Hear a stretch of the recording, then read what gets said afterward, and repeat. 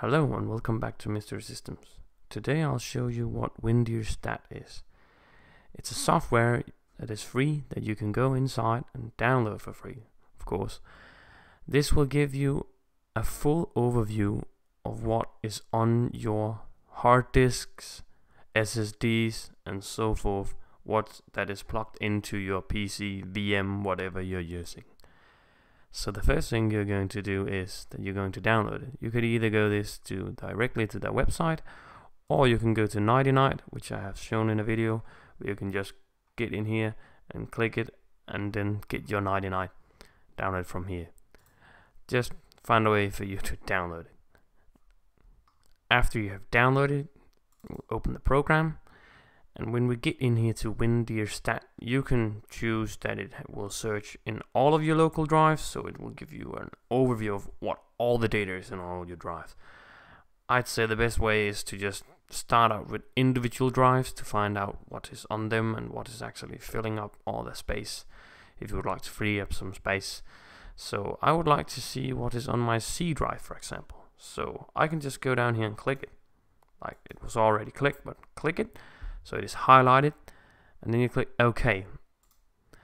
Then it will start a little process of finding out all the data that is on this hard drive or SSD, and then it will output to what is filling up the hard drive. So I'll be back when it is done with that. So after it had found out all that is on my C drive, you will be prompted in this thing.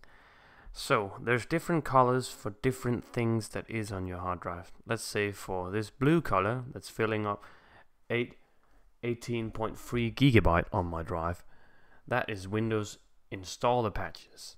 So when you click up here or click on it, it will actually show you the path to where it is on your drive as well. So that outlines that, and the red ones is application extensions. So there's a whole of a lot of gigabytes about that as well.